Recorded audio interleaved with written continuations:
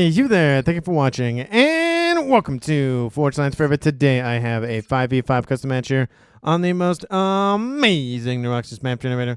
So let's go ahead and introduce our teams and our players. Starting off with Team 1 in the Northeast and ending with Team 2 in the Southwest. Starting off with Team 1's Western player, we have in Ruby Red Hollow Submarine as a Cybran. He is a 1600. To his southeast is the UEA player of Derp. He is in Rust as a 1600. And next door to him is the 1900 rated player on Team 1. He is the highest rated on his team. He is Furio in Orange, Scarlet Orange as a Cybran. In Stitch Blue, we have Chap. He is a UEA for this match as a 1400. And on the eastern side here for Team 1, it is Sweet in Pac-Man Yellow as a Cybran as a 1800. So for Team 1 side of the map, they have two UEF, 3 Cybrans. I can do math, I promise. No Aeon and no Seraphim for Team 1. Starting off with Team 2's Western player, we have in Light Octane, MSG, best additive in food. He is a UEF. He is an 1800. To his east is Chaz, or Chez. I think it's Chaz. He is a UEF. He is, again, 1400 in Chevy Crimson.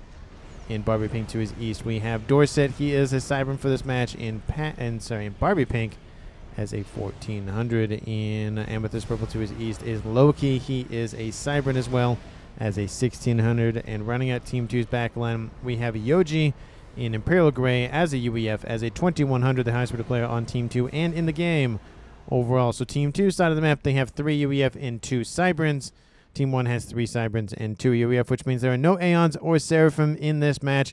Apologies to those who love to make grand entrances but arrive late, and also apologies to those loyal to the princess. Hopefully you enjoy the game nonetheless.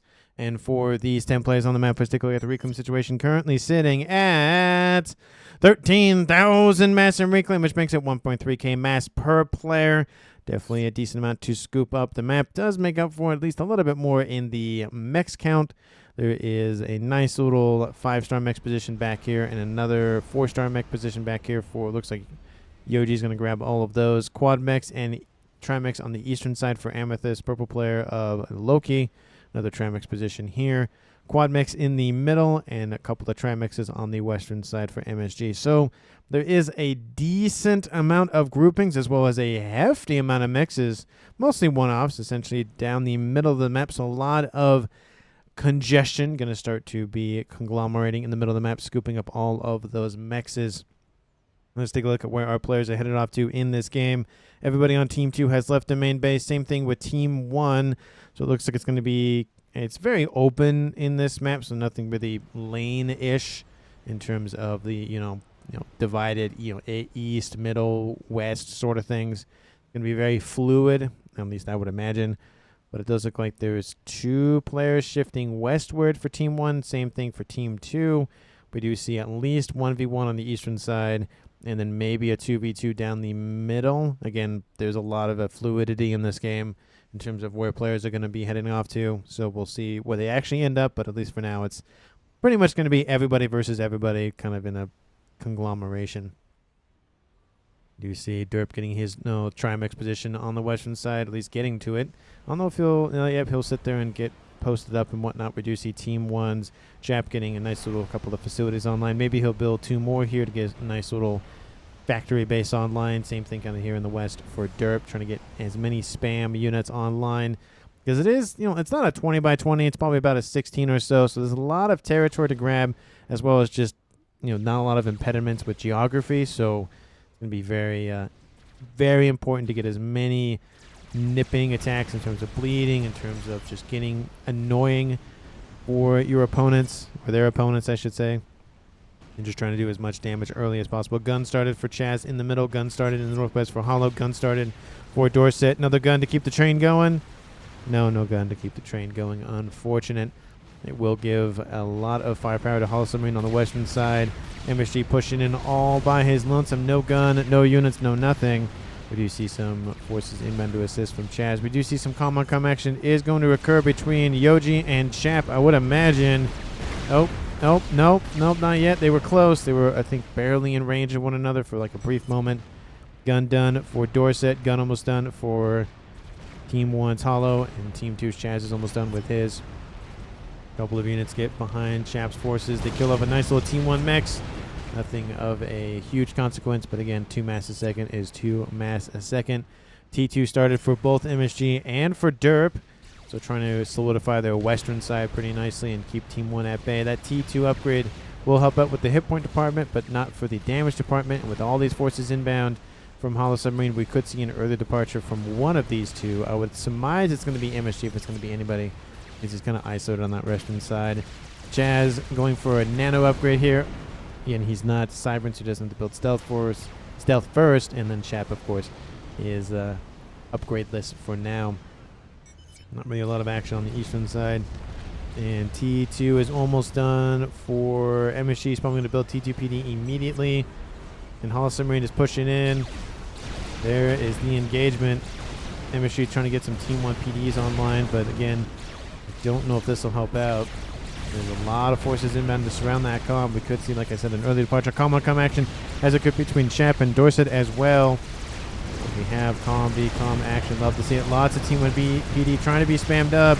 There's a lot of forces around him. I don't think this is going to work out. Essentially, one PD gets built and it essentially gets ripped apart. He should have just retreated, tried to keep his position online, but I think he might be down in terms of the left alive in this game. He's fallen very quickly below 50%, getting into almost the red. There he goes. He's in the red now. It's only a matter of time. Trying to kill off as many stuff as he can. And there's the kill. Team 2 suffers the first casualty of the game. Maybe we'll see a murder-suicide situation. Hollow Submarine still in range of those PD. And it will be a murder-suicide situation. So even in death, MSG serves. Nice grab there. It will now be a 4v4 game. And in the west, we see Derp trying to hold off against some forces from Chaz. T2 PD being deployed. And that should be enough with his comm. So that is going to be that. I should say, I think I said Team 2's was a Derp. He was on Team 2 in that T2 engagement, but that is Team 1's player. It's just kind of weird because they were both kind of right next to each other, but Chaz is over here, so never mind. Anyway, eastern side, Chap suffered a little bit of damage, but nothing too bad. Just, a little bit on fire, but, kind of warms him up in that comm's seat. Comm has 3k damage, right? We were targeting my comm. And we do see T1 units getting into the mix. T2 PD trying to keep them at bay. T1 PD does get built in time. And another one's going to be built there shortly. T1 bombers overhead to help assist. The PD will most likely be taken out. Another T1 PD has been built, and that force gets defeated. I feel like Loki should have just sent them all the way in and did as much damage to the base as he could, but 9 sight and all vision and whatnot. Stealth started for Dorset. He already has gun on board. Chap probably should get some sort of upgrade online because I feel like Dorset's going to go for nano right after this. No. Okay, never mind.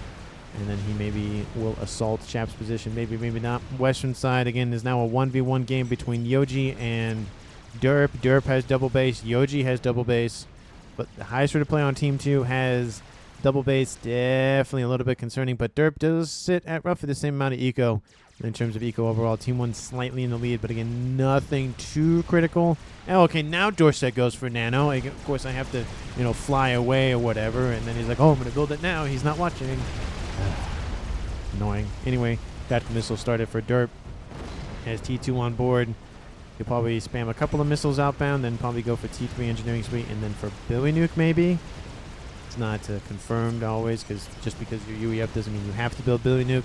It's like the saying, just because you're Cyber doesn't mean you have to build Telemazer, but it's nice to have. Looks like gun has been started for Yoji in the west. It is a UEF affair. And Derp could maybe try to snipe the comm. It would take, I think, 2 missiles to kill him. He's going for gun now, so maybe he's going to try to do a nice little frontal assault with a missile timed perfectly well. Jazz has gun and nano on board, attacking from the eastern side. A couple of annoying T1 bombers overhead from, who's that? That is Sui, moving in to assist. Derp is looking to engage Chazz's comm. Nano started for Yoji as well. Get that upgrade up very quickly. Look at that.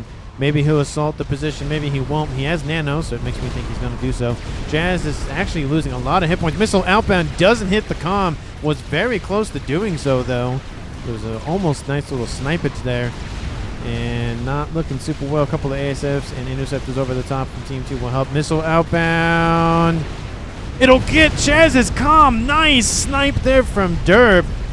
Gets a, ooh, yeah, that was not, didn't feel good. Got shot in the back.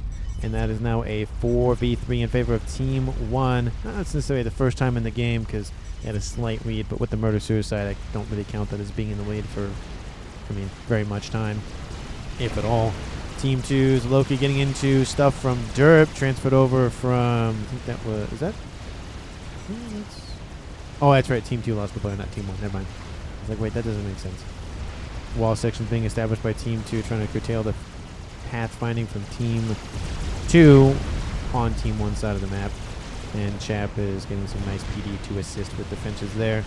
Gun and Nano, like I said, is done for Dorset, and Gun and Nano is also done for Yoji. He's being body blocked by his own engineer. Is kind of annoying. That's why it's nice to have drones, because they don't get ran into, because they float, and or hover, I should say, and they are not in the way on land. Those Team 1 PD survived. Continue to just annoy a couple of these rhinos from Team 1's Derp, but I don't think they'll get that many kills. Let me look at one more. Oh, they don't get that one. That one was almost killed off, but survives barely. Team 2, of course, is going to be a little bit more careful with those comms, just because there's only 3 remaining. Team 1 is up 1. And if they lose another one, it'll be a 4v2 game. Chap is starting to be a little bit overwhelmed. Dorset trying to catch up to assist. There's some rhinos in there mixed in, as well as a lot of Team 1 spam. And now we see some forces trying to just really body block Chap. Again, the wall section not really actually helping out Chap because he can't get back to better defended positions. Some forces inbound from the east. There's some parashields mixed in there. That'll save him just a little bit of time. Still, Dorset is inbound. A couple more PD coming in to assist as well. At least they're now in range. Chap is now 1-star vetted, almost 2-star vetted now. I think he will survive. That was very close, but he does get some assistance just in time. Lots of T2 PD being spammed up to protect that Omni sensor in the middle of the map for Furio. And of course, T3 air is online for both teams. We've kind of seen that already from Team 2 side of things, but it's confirmed for Team 1. Rhinos continue to infest the western side here from Derp. Yoji trying to move in and intercept those. Team 2 is Yoji at 300 mass per second, Loki at 200, and everybody else is below that. That also counts Team 1, which means Team 2 is in the lead overall. They've gained it, obviously due to the fact that Yoji just has so much mass in his coffers. He can spam up upgrades very, very quickly, get those T3 mixes, those OP units or structures, but they definitely produce a lot of mass for pretty cheap. And they're not volatile and all that stuff. They're just limited in the amount of spaces on the map. Eastern side, a couple of Corsairs coming in to take out some mixes for Loki on that eastern side, just slowing down the expansionary forces for him. We do see more ASFs coming to shadow the comm. Gunship online gets knocked out by some interceptors. Not a good day for that gunship. But of course, nonetheless, Team 2 still has, I think, a little bit more air than Team 1. We'll see who ends up winning the air fight here shortly. Still, Dorset and Chap just having at it. Gun and Nano versus Gun and Nano. 2-star vetted versus 2-star vetted.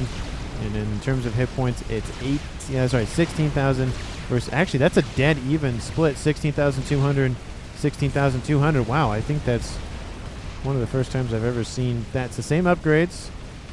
Granted, there's a stealth upgrade as well as the Nano upgrade. Both 2-star vetted. And it's 62 hit points a second versus 90 hit points a second. So in a 1v1 engagement, Dorset's going to win that fight just because he will regen. I don't know if he'll regen fast enough to compensate for the 2,500 discrepancy in terms of dying to an explosion, but it would be a nice little test. Eastern side, T2 PD shoving away some T1 and a couple of T2 forces against Sui on that eastern side. Forces in the west not conglomerating, moving in to Derp's position. Looks like some T3 bricks are online, which makes me think Yoji is UEF. I would assume some Percy should be online here shortly. Yep, there they are. Starting to stack up, getting those very annoying spam spearheads online. Firing 4 missiles at a time. It's like a missile ship on land. Very, very annoying to deal with. Bricks down the middle here from Loki. Loki just constantly raiding, or trying to raid at least Team 1 side of the map. This is what, attack 3, I think? And we saw the one over here, and then we saw another one that went this way, and now we're seeing another one down this way. He is just running straight through Team 1's defenses. As there's essentially just a nice little gap in the wall section. I feel like the wall section should just be continued at this point, because there's been constant attacks. T2 Mix is being taken offline. T1 PD being spammed up by a hefty amount of engineers. Now that will be enough to deal with most of these bricks. And Tactical Nuke has been started by Derp, so he's getting that Billy Nuke online. And he has T3 Engineering Suite also on board, so it's kind of just the trend. It's missile, it's T2, then it's missile, then it's T3, then it's other missile, and maybe added a gun or something else in there. Gun is started here for Furio. He has Rast on board, so he just wants to make sure he's protected a little bit in case some forces from maybe Loki, but somebody else. We do see that Loki using the advantage of the bricks to try to just take out all the PD before they come into range. Definitely a nice use of tech there. Some players would just put a move order up here and then they'd run into the PD and they all die. But I do like the fact that Loki is just taking his time a little bit. And a lot of those bricks won't make it to Squeeze base. Granted, there is some Percy's inbound from Chap to assist. And it looks like those bricks are trying to just get out of there. Furio will be dropped up to assist the defensive measures, but more T1 PD spammed up in Squeeze base. Maybe they'll get a T3 Max. I mean, if they get anything, that's probably going to be the one thing. No, they don't get it. Oh, that's unfortunate. Lots of engineers spending mass to keep that thing alive. It's better to keep it alive than trying to rebuild it, because you still have the 27 mass a second you're getting versus spending the mass to rebuild the thing. And maybe this T3 Max will go down, so possible 1 T3 Max killed off, maybe 2. Maybe 2, but Furio trying to act as a nice little bodyguard. Ooh, the bricks being distracted by a couple of engineers. More Percy's through, raining some shots in. Furio taking some shots. Oh, he's not looking good. If this brick was in range, I think that would have been a kill on Furio's comm. He gets out of there in the red. Ooh, that was very close to death. Had these forces been paying attention a little bit more, they probably would have killed off Furio's comm. But that would have given Derp another base, but it would have evened up the tie, or would have evened up the comms left alive to a tie with Furio's death. But sometimes it's better to leave somebody alive than give all of their mass to somebody else. Team 2 sitting at almost 1,000 mass per second. Team 1 at almost 900. Of course, the Yoji is the leader in the mass department, 500 mass per second, and everybody else is slightly below 300 and more than that. We do see a nice little grouping of attack here in the west. Derp's frontline base is not looking good. Missile outbound, but it's a Billy Nuke. It's going to hit a lot of forces. Boom! Takes out a decent chunk of Percy's, a lot of parashields. It will maybe keep Derp's position alive over here, but has to be very careful because those Percy's, and not necessarily one tap, but man, do they hurt. It is not fun being shot by those. It is more fun doing the shooting. We see a nice little monkey online for Derp moving in to assist the western front, and if he can keep this position alive, or at least the position alive, the placement alive, not necessarily the position, the monkey will come and solidify that once again.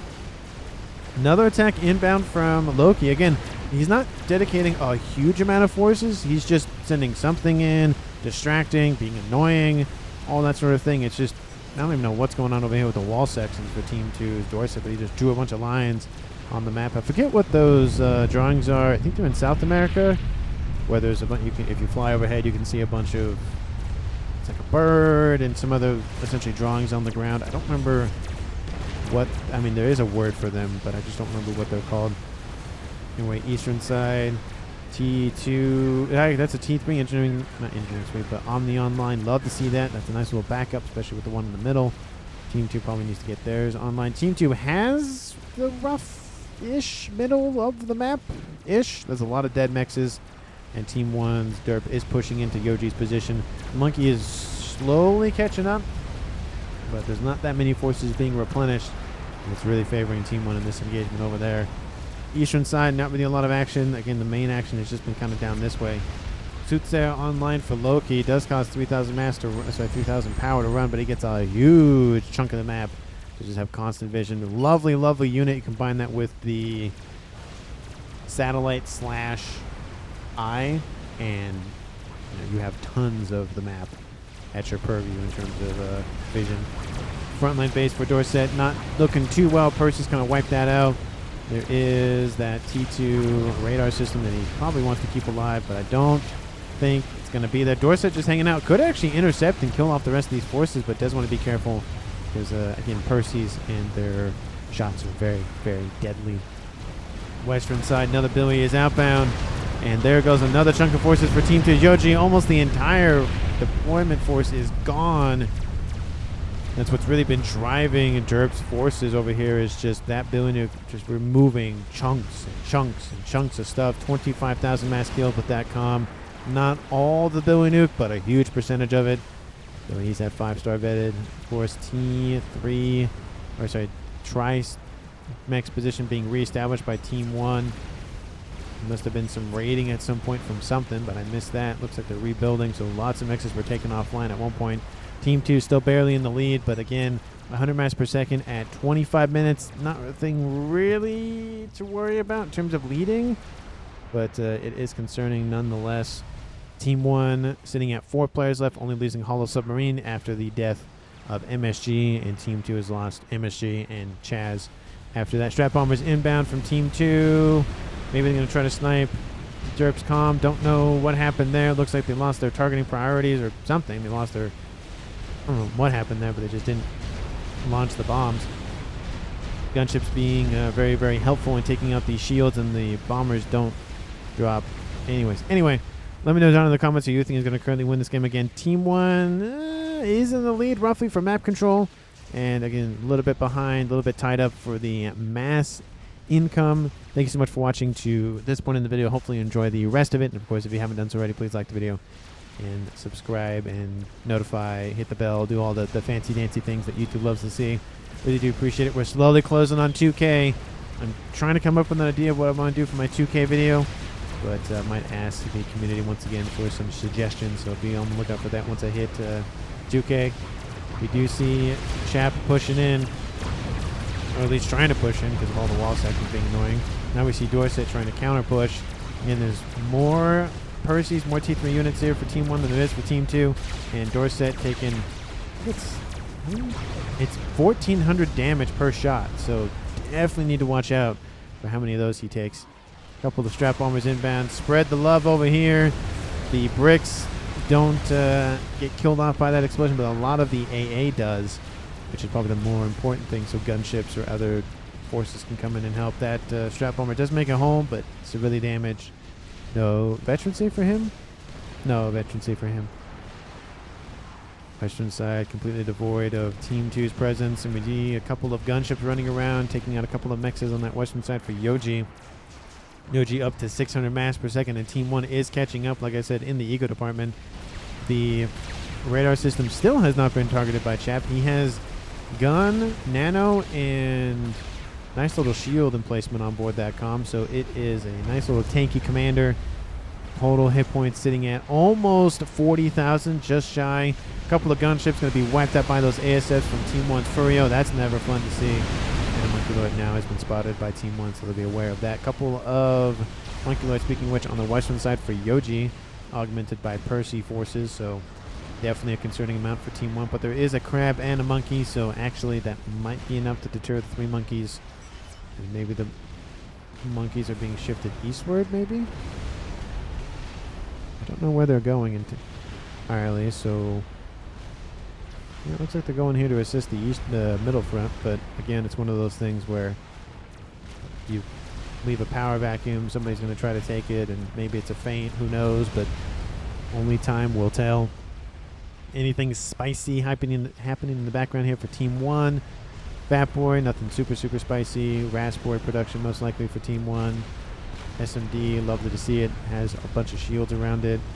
Of course, the Billy Nuke's really, I think, the most spicy thing so far for Team 1. And that's going to land right in the middle of a decent amount of Percy's. That's going to hurt Team 2. Definitely needs to get some TMD online. And there goes the landing. Ooh, that's going to hurt all those parashields dead. A couple of those Percy's have been wiped out. It's going to, again, just curtail Team 2's movements. Strat Bombers over the top going after the crab. Taking out some of the HP. Again, most of those will be wiped out by the AA nearby.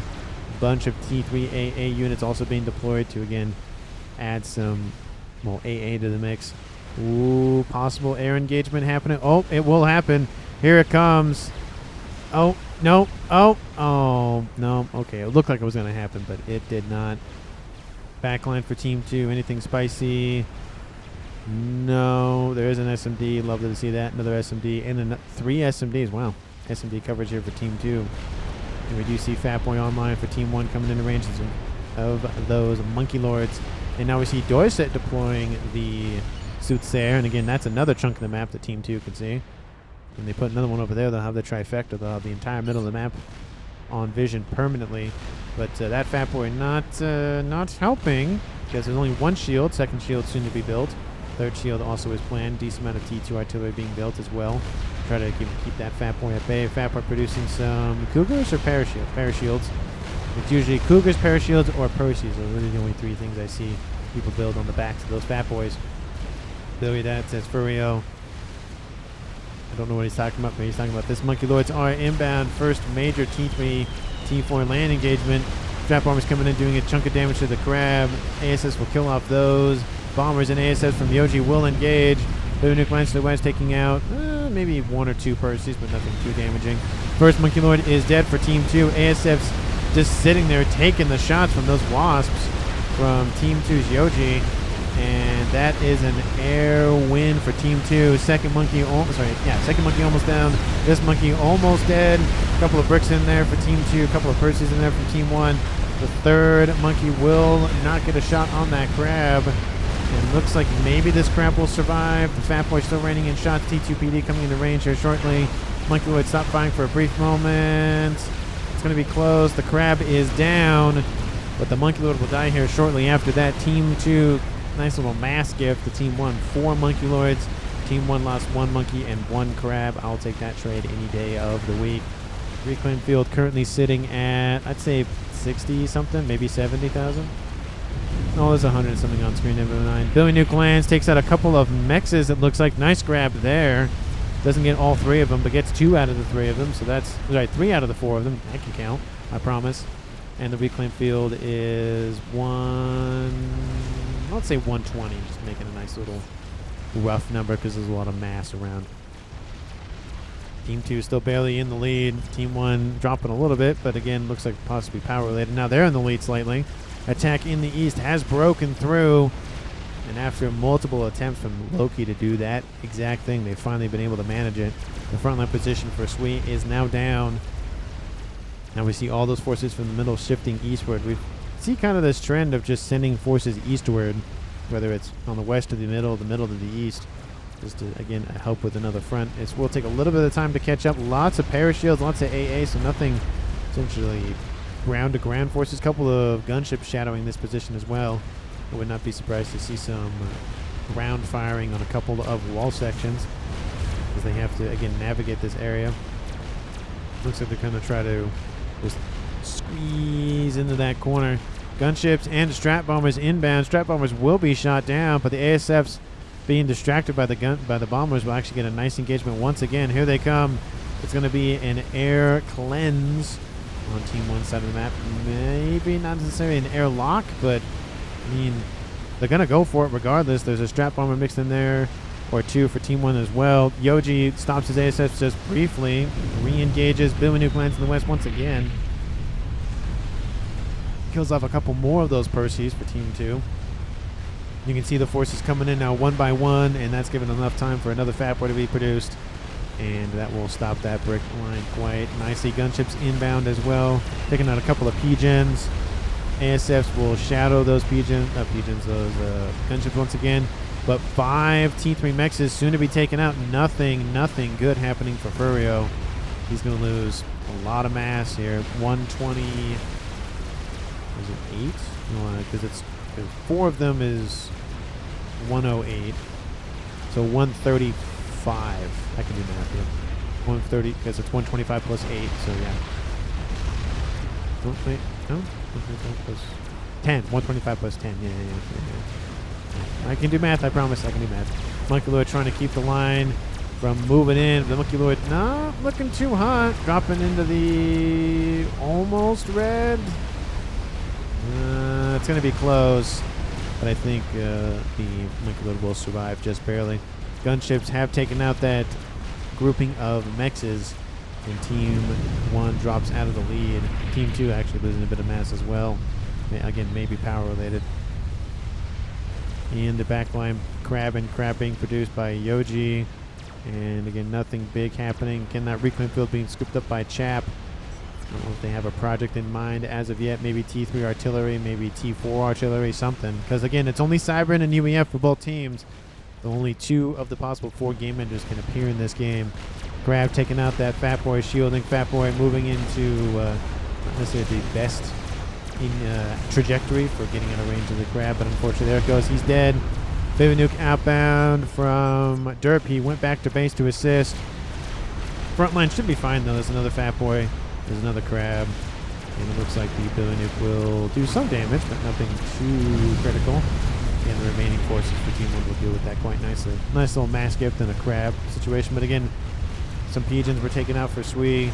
The Mexes were taken out for Furio. So again, he's not looking too hot. Grass Boy Spammage is online. That's what's really scaling Team 1's eco are those mobile Mexes. Mobile power generators actually more than anything else. They produce 11 mass per actually, well, they're building something, so that's not helpful. But I think it's 11 mass per second, and I think it's 3,000 power or 2,000 power. It's something like that. It's roughly a T3 PJ. Mega with a couple of escorting Perseus on that western side. And on the eastern side, that remaining Crab has been eliminated. Yeah, 1,000 mass, not 2,000 mass. So not, sorry, 2,000 power. So, it's not as much as you would like it to be, but hey, if you get 3 of those together, that's a T3 Mex and a T3 Pigeon. A little bit more. So, it evens out. Strap Bomber's inbound going for Derp's Comm. Is that going to be a snipe? T2 shielding trying to be spammed up. I don't think it's going to be there in time. Derp, you got to get out of there, but unfortunately, 600 hit points. He dodges just barely, but one Strap Bomber will kill him. Drops have been made. There he goes. The Bomber will do it. Boom, and there goes the kill here. Team 2 evens it up. A 3v3 game. Nice grab there. Billy Gone says Loki. Yep, Team 1 still has Chap, so he can still build the Billy, but he has Shield and Nano, so he'd have to build 2 upgrades at least. And usually if you build Billy Nuke, you really want to get the T3 Engineering Suite, so it's really 4 upgrades. And Derp, I do love that. He's like, hey, nice snipe. And did he launch? I was send it to Guile. I mean, I'm not Guile, but I am casting the game nonetheless. Yeah, he's like, Loki's so annoying. Yeah, that Billy Nuke can be annoying. That's why you build TMD the everywhere. And with the death of Derp, it's kind of caused some confusion on this western side. All the forces here for Team 1's now Furio grouping together. Crab is assaulting. The Omni is gone. So nice grab there. 2 Crabs is a lot of firepower, and they have the range to back it up. So it's going to be a little bit more of an uphill battle for those bricks. And are there some Perseus in there? Nope, just bricks. All the bricks are retreating to safer grounds. You see Crab in the middle. A lot of the reclaim now being scooped up by Team 2. It's been there for a little bit, surprisingly enough. So Team 2 actually getting some mass back from their investments in the monkey department. We do see some forces for Dorset get behind the PD defenses. Most of them have been wiped out, but of course they've been switched out for Fat Boys anyways. A little bit more mobile and a little bit more range, of course. Carrie Mazer says MSG. I mean, there are 2 Cyberns on Team 1 remaining. That is a possibility. Again, the only downside is now if Team 1 loses a player, same with Team 2, but if Team 1 loses it, it's now a 2v3 game, and Team 2 does have 2 Cyberns as well, so they could do counter telemasers as well in terms of just building their own telemasers or just having a comm with cloaking on board instead of a teleporter. Strap Bomber is assisting with frontline operations. Lots of those running around for both teams, but mainly from the OG. ASF's inbound to deal with those. They have a tiny bit of AA weapons on board, but not enough to really defend themselves at all. And those those bombers are now dead. So give this band some more bases, says Derp. Talking about Sweet. He's going for T3 artillery. Attack in the east. And again, a little bit tiny wall section. Just much better to just essentially wipe that whole thing out. At least sections of it to move units a lot easier. Just ground fire it. You'll kill off the wall sections. It does take up APM. I understand that, but when forces are kind of being bottlenecked literally by this, kind of not great. This one can't even move. Look at that. Just stuck there. Monkey inbound to assist. But again, it's just not going to be a good situation for those bricks because they can't really move. Another soothsayer online for Team 2's Loki. Again, it's not that much further upward. It's a tiny bit more, but I would probably want to put it more at that Trimax position. Just get a little bit more distance out of it. And looks like Crab is down. We do see some Strat Bombers stacking up over here to the east. I don't know if they engaged or not, but I don't see anything. Team 1's Furio hiding in the northeastern corner of the map. Actually not even in the water. Using the environment to try to shadow himself from any sort of bombers, because if they fly in from anywhere except from the east or the north, which again they have to fly off screen in the back end, their bombs will most likely land on the land and not land on the comm. So he's just using that to his advantage. So nice use of geography there. Strat Bomber's inbound, most likely going for Chap's comm. They see him, they're going to go for him. He does have shield on board. Tons of AA nearby. Shields protect him, but no, it's not enough. Nice snipe there by Team 2. Once again, that's another kill from Strats. And that is going to bring this game to a 2v3 in favor of Team 2. For the first time in the game, there's only Cybern's remaining in terms of comms for Team 1. Team 2 still has a UEF of Yoji in terms of the comm, but not necessarily the tech available to them. Because, again, game like this, map like this, pretty much everybody's going to have access to everything that they started with. Usually. Not always, but usually. 3 Fat Boys in the middle, starting to be a little bit concerning. Actually, 4 Fat Boys, if you count that one. That's really concerning for any sort of frontal assault. Grabs 2v1ing over here. Not really fun for Furio's forces. And we see a scat. This has been started. It's in the yellow. It's actually half done already, so definitely concerning for Team 1. They already have a T3 artillery position pretty much built already. Actually, it just finished moments ago. It's moving its barrel to get in the range. Must be what? Smells game ender. Must be FEMA because they now best. What? I have no idea what that means. They could have finished it long ago, but they both built half of it. Very smart team players. Yeah, I have no idea what they're talking about. Anyway, southwestern side of the map here for Team 2. See anything spicy? No lasers. No satellite. Oh, okay. Well, never mind. Just kind of jinx that. And we see Crab has been started by Dorset as well. Actually, not started, finished. Front line has started to collapse, but again, it's being augmented by 5 Fat Boys. That's very, very critical mass for Team 1 and Fat Boys. Essentially, I mean, Crabs will get some distance in, but it's going to hurt. There's one there. I imagine they're going for that Scathis, at least if Team 2 sees it, which they do not. So they don't know anything what's going on that side of the map. Kill all the Crabs. There's a lot of firepower inbound. Look at those things just pumping out shell after shell after shell. Look at that. Just running away. But one of the Fat Boys does die. And just not a good day for the Fat Boy friends. But another one is online anyway, so it replaces the one that was lost. It would have been 6. 6 is a lot. This is a lot of Fat Boys. I feel like Strat Bombers or anything in the air might be a little bit more viable. A couple of bouncers running in. They see Squeeze Calm, but again, he's underneath shield coverage and has T2, so a little bit more hit points on board, sitting at 12,000 instead of 10. But I would not be surprised to see Strat Bombers stacking up somewhere. Artillery raining in. Don't know what he was trying to hit, but that is way out of range of... Okay, now the shot lands here. Weird. Oh, explosion. Oh, it's an SSU. Okay, I was like, oh, I missed a comm death, but no, didn't miss a comm death, so lucky me. Satellite is done for Team 2's Loki. Satellite started for Yoji. And looks like maybe that's what Team 1... Oh, I mean, that's kind of lucky for Team 1, because Team 2 is building it next to the air grid, and that's probably what Yoji... That's where the artillery is probably landing. It's really wide, though. I mean, shot lands here, and then shot lands there. I feel like that's a huge AoE, or a, I don't know if AoE is the right word, but it's just a, not range, what would be the word for that?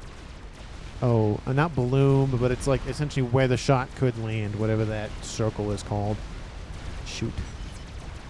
Anyway, still started for Sweet. Maybe he'll go for cloaking laser for defense.